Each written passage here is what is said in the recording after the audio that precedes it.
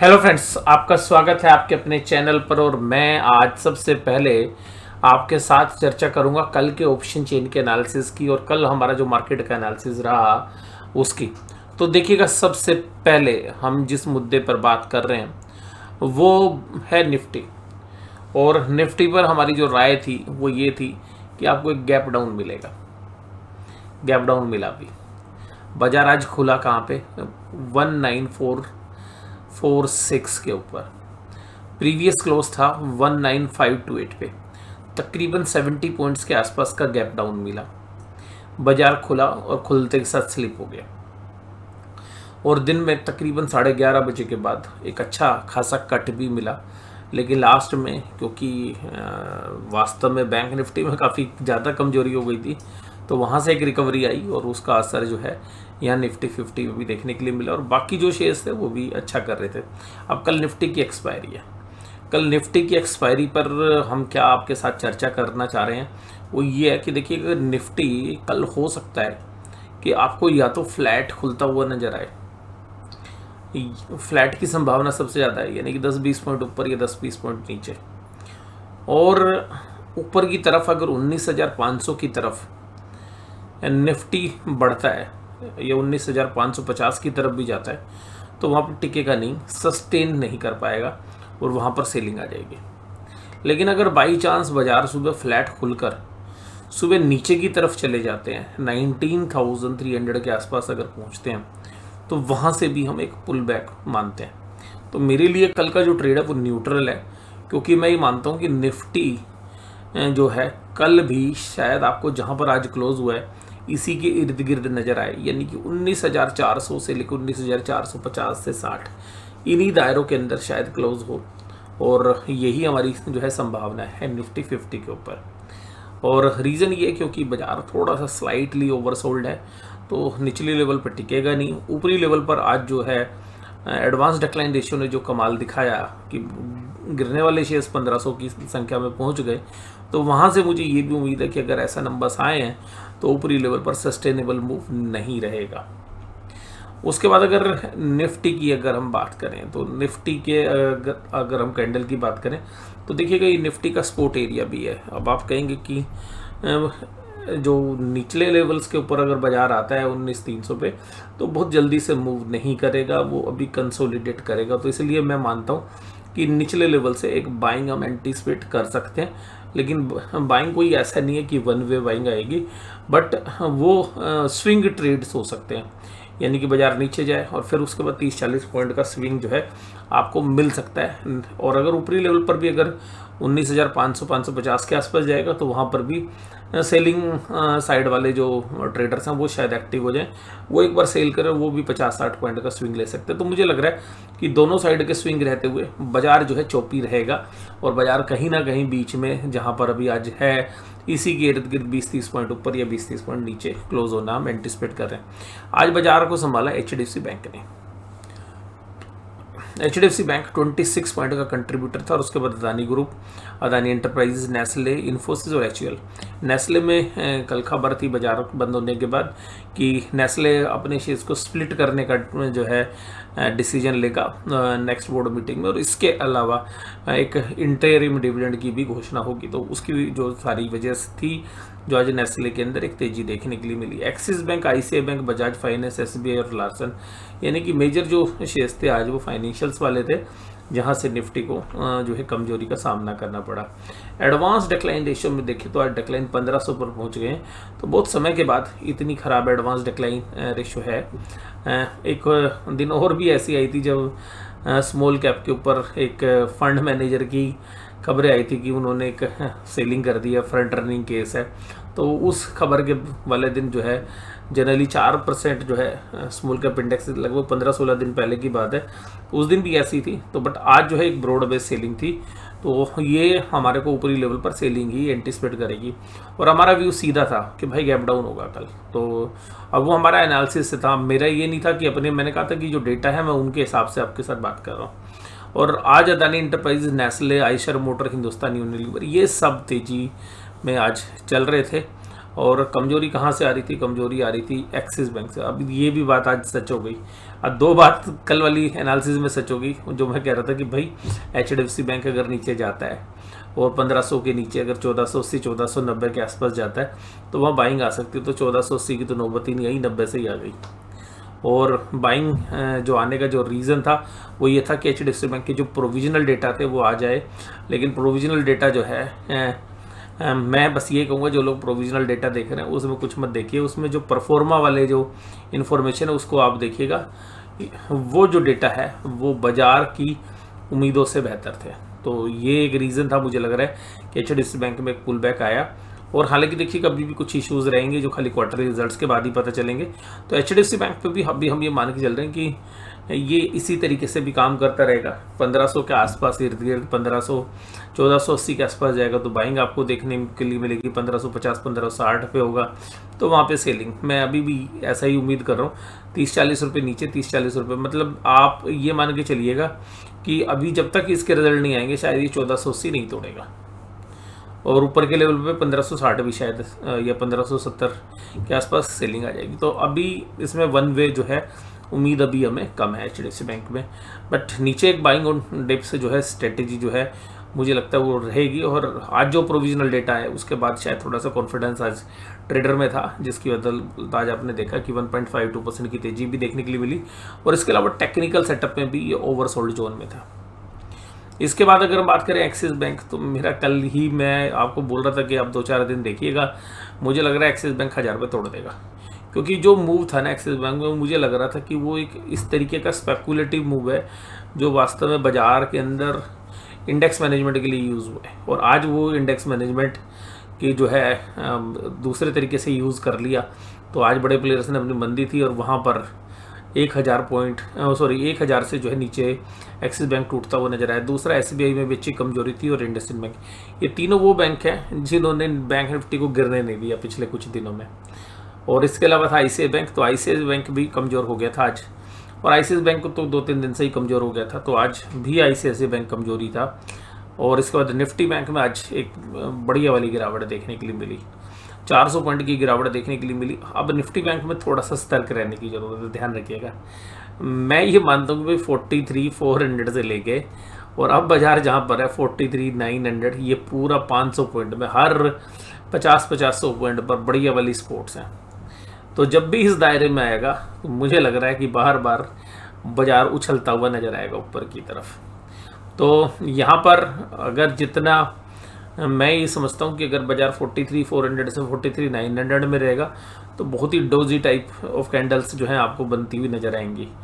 ऊपरी लेवल पर अगर हम बात करें तो बाजार एक बार शायद दोबारा से अटेम्प्ट करेगा 44,400 44,500 की तरफ बढ़ना चाहिए मेरे हिसाब से। बट वो सस्टेन करेगा नहीं करेगा वो तो थोड़ा सा मुश्किल लग रहा है अभी। बट कुल मिलाकर यहाँ पर सेल करने का समय नहीं है। तो सर आप तो हमेशा सेलिंग की बात करते हो, भैया मैं सेलिंग की बात ये नहीं करता, मैं एनालिसिस के हिसाब से बात कर रहा हूँ। अब जो टेक्निकल सेटअप है उसके हिसाब से यहाँ पर जो कैंडल स्टिक्स हैं वो ये कह रही हैं कि भाई अगर 43,400 और 43,900 के बीच में बाजार अगर है तो यहाँ पर आग एग्रेसिवली आंख बंद करके सेल नहीं कर सकते। सेलिंग करने का मतलब होता है भाई थोड़ा ऊपर आए ना चीज़ जहाँ पर मार्जिन ऑफ सेफ्टी भी हो। यहाँ पर सेलिंग करना में बिल्कुल मार्जिन ऑफ सेफ्टी नहीं है। और अगर कोई भी मार्जिन ऑफ सेफ्टी आएगी टेक्निकल सेटअप पे तब मैं आपको फिर बोल दूंगा, अगर 43,400 के नीचे बाजार चला गया, क्लोज दे गया, तो आप समझ लीजिएगा 1500 पॉइंट का मूव डाउन साइड का आ जाएगा। लेकिन ये 43,400 तोड़ना कोई आसान काम नहीं है। यहाँ पर ये 43,400 से लेके 43,900 में जबरदस्त वाली जो है बाइंग है। बहुत बड़े बड़े बायर्स जो हैं यहाँ पर बैठे हुए हैं माल खरीदने के लिए। तो सेलिंग एक तरफा नहीं आएगी, बाजार यहाँ पर आएगा भी ना तो बाजार पुल बैक करने के लिए जाएगा। तो आज का तो जो मूव था वो एक्सपायरी मूव था। और एक्सपायरी में तो आज का डेटा देख के पता चल रहा है, वो तो मुझे कल ही थोड़ा सा आभास हो गया था कि मैंने कहा अभी ऑप्शन चेन में या बड़े प्लेयर्स की पोजीशन इस तरीके से थी कि उन्होंने आज जो नहीं भी बेचने का मन था वो भी बेच डाला। उन्होंने वो शेयर्स भी इंडेक्स में बेच दिए कि भाई ठीक है अपना भैया ऑप्शंस का प्रॉफिट कमाना है, अपनी पुट जो खरीद रखी है उसके पैसे लेने हैं, या जो कॉल बेच रखे हैं 44,000 की उसका उठने नहीं देना है, क्योंकि सेलिंग हो रखी थी 44,000 में, 44,100, 200, 300 कल जबरदस्त ऑप्शंस में जो है सेलिंग थी। तो जब सुबह आज बाजार गिरा तो उनको पता चल गया भाई हमारे कंट्रोल में है, तो जब आधा दिन हुआ तो उन्होंने अपनी शिफ्टिंग जो ऊपर की थी 44,200, 300 वाली सारी जो कॉल ऑप्शंस थी वहां से अनवाइंड करके नीचे की तरफ शिफ्ट कर ली थी। वो पूरा कॉन्फिडेंट थे ऑप्शन सेलर्स जो कॉल राइटर्स थे, ये बाजार को अब तो उठने नहीं देंगे, आज तो मतलब जो बुल्स है वो ट्रैप हो गया। उधर से पुट राइटर जो थे वो 10-10 रुपए की ऑप्शन, 15-15 रुपए की ऑप्शन बेचते हुए नजर आए थे, वो आज भाई से उन्होंने 5-5 गुना 6-6 गुना पैसे देके अपना पीछे छुड़ाया है। तो यहाँ पर क्या, तो वो तेजी करने वाले ट्रैप हो ही गए थे, तो उस वजह से ये बाजार उठ नहीं पाया लास्ट में भी। और अगर नॉर्मल केस में अगर हम कल देखते हैं तो अगर कल का मुझे निफ्टी बैंक में स्पेशली ऐसा लग रहा है कि निफ्टी बैंक एक शायद डिप दे, लेकिन उस डिप में ना सेल मत कर देना। मुझे पसंद, अगर आपको सेल भी करना है तो पहले आधे घंटा देख लेना। मुझे लग रहा है आधा 1 घंटे में क्या वो थोड़े और जल्दी, अगर 43,700, 800 के आसपास बाजार जाता है, वहाँ से मुझे लगता है पलट के आएगा एक बार, और शाम होते होते 44,000 भी तोड़ देगा, 44,100, 200 की तरफ भी जा सकता है। तो मुझे ऐसा लग रहा है कि नीचे से एक होगी, अगर बाई चांस निफ्टी में सेल ऑफ हो जाए तो लास्ट के आधे घंटे पौने घंटे में सेलिंग हो सकती है, बट मुझे लग रहा है कि एक बार 43,200 से लेके 43,300, 400 के आसपास भी जाने का अटेम्प्ट कर सकता है, पर सॉरी 44,200 के आसपास का अटेम्प्ट कर सकता है। तो 44,200 से लेके 44,400 के बीच में अटेम्प्ट कर सकता है नीचे से दिखाने के बावजूद भी। मुझे हालांकि निफ्टी बैंक में भी कल फ्लैट ओपनिंग लग रही है, ऊपर की तरफ अगर जाता है तो 44,200 से लेकर 400 का एक ऐसा दायरा होगा जहाँ पे सेलिंग करनी चाहिए, और नीचे तो भूलकर भी मतलब सेलिंग नहीं करनी चाहिए जब तक कि बाजार, अभी देखिए पहली बार आ रहा है, तो 43,700, 800 के बीच में अगर बाजार मिलता है तो वो एक बाइंग अपॉर्चुनिटी होनी चाहिए। मेरे हिसाब से स्विंग ट्रेड मिल जाएंगे आपको 100 से 150 पॉइंट के। एनएससी बैंक, अब एनएससी बैंक में भी देखिएगा ये मल्टीपल सपोर्ट एरिया आपको खुद ही समझ में आ जाएगी बात। ये देखिएगा ये क्या जबरदस्त कंसोलिडेशन वाला एरिया है, यहाँ से पहले भी बाउंस किया बाजार ने, फिर वहीं आके टिक रहा है। तो ये बाजार यहाँ 43,400 ऐसा नहीं है तो टूटना, तो यहाँ आएगा भी ना तो 5, 4, 7 कैंडल बनेंगी, तो इसलिए मुझे लगता है कि इस एरिया में काम भी करेगा ना बाजार, तो एक दिन में नहीं तोड़ सकता 43,400 अभी, यहाँ कम से कम 5-6 दिन काम हो इस एक्सपायरी में, नहीं कि जो अगली वीकली एक्सपायरी उसमें तो उम्मीद है नहीं मुझे। और यहाँ पर अगर बाजार आएगा तो जो है वो एक बाइंग अपॉर्चुनिटीज होगी। एज ए डिस्क्लोजर हमारी 43,500 के ऊपर हमने ऑप्शंस भी सेल कर रखी, पुट बेच रखी है हमने, क्योंकि हम ये मान के चल रहे हैं कि वो लेवल्स शायद ब्रीच नहीं होंगे, अगर होंगे तो फिर भैया स्टॉप लॉस काट लेंगे, लेकिन उसमें भी हमारी प्रॉपर हेजिंग है, ऊपर की तरफ की हमने कॉल भी सेल कर रखी है। तो बट हमें काफ़ी उम्मीद है कि 43,500 जो है शायद ना टूटे अभी से एक्सपायरी में, यानी कि जो अगले 5 दिन है बैंक निफ्टी के। और यहाँ पर मुझे लग रहा है कि इस एरिया में आएगा ना तो फिर पलट के 1-2 बार ऊपर भी जाएगा।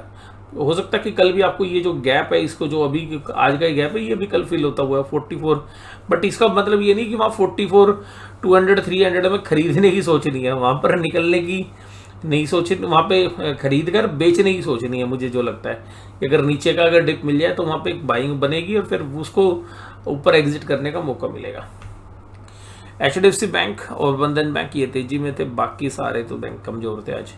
ICICI बैंक में भी 930 रुपए के भाव आ गए, और मैं कल भी बोल रहा था आपको, मैंने जो कल की तो बहुत सारी चीज़ें ऐसी हुई जो बिल्कुल परफेक्ट हो गई। जैसे मैं आपके साथ चर्चा कर रहा था कि भाई गैप डाउन होगी, गैप डाउन हो गया।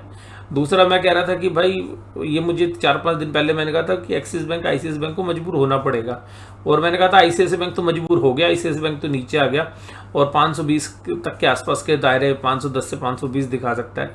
तो आज 522-23 के तो मेरे ख्याल से लो ही थे। और एक्सिस बैंक के ऊपर बात की थी कि 1000 रुपये का लेवल तोड़ देगा, वो भी टूट गया। तो ये सारी चीज़ें जो हैं आज होती हुई नजर आई हैं, और बट अभी मुझे लगता है साइडवेज का बाजार जो है रहना चाहिए। और HDFC बैंक 1.52, और अपनी कोटक महिंद्रा पे भी यही राय थी कि कोटक महिंद्रा अब ज़्यादा कमजोरी नहीं है। तो HDFC बैंक और कोटक महिंद्रा बैंक में मुझे ऐसा लगता है कि जो बड़े प्लेयर्स हैं यहीं पर, या हो सकता है 20, 30, 50 रुपये और नीचे यहाँ पे एक्यूमुलेट करेंगे। कोटक महिंद्रा बैंक तो मुझे लग रहा है 1708, 1710 के आसपास अगर मिलता है, जो आज लो लगे हैं, यहाँ पर एक अच्छी खासी लॉन्ग टर्म के जो बायर्स हैं वो भी बैठे हुए हैं, वो खरीदते हुए नजर आएंगे। आज ऑप्शन चेन में आज FIs के डेटा को अगर आप देखोगे तो आपको पता चल जाएगा 4400 करोड़ का माल बेचा है आज कैश में। तो उनको पता भाई ऑप्शन बेच रखी है, ऊपर जाने देंगे नहीं, लगातार सेल करते रहे। और DIs की आज बैकफुट पे थे, इतनी बड़ी बाइंग नहीं कर पाई जितनी बड़ी FIs की सेलिंग थी। उसके बाद देखिएगा इंडेक्स फ्यूचर्स मात्र 560 करोड़ के बेचे हैं और आज 40 करोड़ की ऑप्शंस में सेलिंग है। पिछले महीने में भी सेलिंग थी। भैया बहुत मोटा पैसा कमा के गए हैं FIs। पिछले 1.5 महीनों में ना ऑप्शन बेचने की फिगर है, खरीदने की तो है ही नहीं ज़्यादा। तो तकरीबन आप देखोगे तो पिछले 1.5 महीने के अंदर FIs ने 2 लाख करोड़ की ऑप्शंस बेची हैं। और बेची है भैया, खरीदी थोड़ी ना, बेच के कुछ जीरो होंगी बहुत सारी। तो FIs ने, जो हम कह रहे थे कि FIs जो मैं पिछले 1.5-2 महीने पहले भी आपको बोल रहा था कि बाजार को ऊपर से गिराएंगे, मैं आपको ये बोल रहा था कि FIs ये देख रहे हैं भाई जितनी तेरी ताकत है ना भैया, खींच ले बाजार को, बुल्स को, और जब तेरी ताकत खत्म हो जाएगी तब हम धीरे धीरे बेचना शुरू करेंगे। और ये बात ही मैंने बोली थी, FIs जल्दी में नहीं है बेचने के, वो धीरे धीरे बेचेगा। और उसने यही किया। अब नीचे बाइंग ही नहीं हो पा रही क्योंकि वो जो खरीदार है वो फुली लोडेड है। अब फुली लोडेड है तो है क्या कि जब वो ऊपर से माल बिक रहा है तो उसको खरीदने वाला नए आदमी कहाँ से आए, तो वो लिक्विडिटी को स्क्वीज कर रखा है। और FIs खुद बाइंग कर नहीं रहे, तो FIs सेल कर रहे हैं, वो खुद बाय नहीं कर रहे। तो अल्टीमेटली रिटेलर का पैसा यहाँ पे लगा हुआ है। अब इसके बाद अगर हम बात करें निफ्टी की पुट कॉल रेशो, देखिएगा निफ्टी के अंदर स्ट्रेंथ थी, तो बाजार की चढ़ने के साथ साथ पुट कॉल रेशो ही बढ़ती रही, लेकिन निफ्टी बैंक में नहीं थी। निफ्टी बैंक में ट्रेडर घबरा गए आज। पुट राइटर, बाजार ऊपर जाने के बावजूद भी पुट राइटर गायब थे। तो इसको देख के अंदेशा होता है कि कल शायद सुबह एक बार आपको डिप मिले और वहाँ से फिर दोबारा से कॉन्फिडेंस जो है जागता हुआ नजर आया बैंक निफ्टी में। तो मुझे इसीलिए लग रहा है कि निफ्टी बैंक में हो सकता है कि 100-150 पॉइंट का डिप मिले, उस डिप को यूज़ किया तो फ्लैट खुलेगा। ठीक है, फ्लैट खुलने की चांसेस मुझे ज़्यादा लग रहे हैं, और वो फ्लैट पॉजिटिव भी हो सकता है। फ्लैट टू पॉजिटिव खुल के एकदम अंदर की तरफ, नीचे की तरफ जाएगा, और नीचे जाएगा तो वहाँ पर मुझे लग रहा है कि सेलिंग नहीं करनी है, बाइंग बनेगी वहाँ पे। डाउ जोन्स इंडस्ट्रियल एवरेज भी ठीक हो गया आज, और हमारे लिए सबसे खास बात है ब्रेंट क्रूड आ गया ना जी, नीचे 90 को तोड़ के नीचे आ गया है। क्योंकि जब पूरे इक्विटी मार्केट में सेलिंग हो रही है तो भैया ब्रेंट क्रूड कहाँ से ऊपर टिक जाएगा। और ऑप्शन चेन के डेटा में देखो तो निफ्टी के अंदर आज अच्छी खासी कॉल राइटिंग थी, लेकिन नीचे पुट राइटर भी काफ़ी अग्रेसिव है। तो 19,400 के नीचे पुट राइटर भी काफ़ी अग्रेसिव है। इसीलिए मुझे लगता है कि निफ्टी के अंदर कल एक चौपी मार्केट रहेगी, और 19,300-350 के आसपास बाजार जाता है तो आज की तरह फिर एक बाइंग अपॉर्चुनिटीज़ होगी। इसी तरीके से ऊपर कॉल राइटर भी बैठे हुए हैं, लेकिन कॉल राइटर इतने ज़्यादा एग्रेसिव नहीं है नीचे के लेवल पर जितने पुट राइटर 19,400 पे है। कॉल राइटर एग्रेसिव है 19,500, 19,600 के आसपास। तो मुझे लगता है कि 19,400 के नीचे बाजार बाइंग अपॉर्चुनिटी देगा, 19,500 के आसपास सेल करते हुए नजर आएगा। तो कल भी एक ट्रेडिंग मार्केट हमें रहती हुई नजर आएगी। इसके अलावा निफ्टी बैंक के अंदर आज डेटा है नहीं ज़्यादा, बट 44,000 के ऊपर अच्छी खासी कॉल रेटिंग हुई है, लेकिन ये पहला दिन है तो उतनी पुट राइटिंग भी है, तो ज़्यादा हम इसके ऊपर कोई कंक्लूसिव नहीं चर्चा कर सकते। ये भी एक रेंज बाउंड ही, और वही मैंने आपको कहा है कि 43,800 के आसपास अगर 700 मिलता है उसको एक बाइंग अपॉर्चुनिटीज़ जो है समझना चाहिए। मुझे लगता है कि उसमें पैनिक नहीं होना चाहिए, और एक पुल बैक होगा और वहाँ से 100-150 पॉइंट का स्विंग हो सकता है। लेकिन मुझे लगता है कि भाई उस समय पर अपना स्टॉप लॉस भी कम से कम 50 से 60 पॉइंट का स्टॉप लॉस भी रखना चाहिए।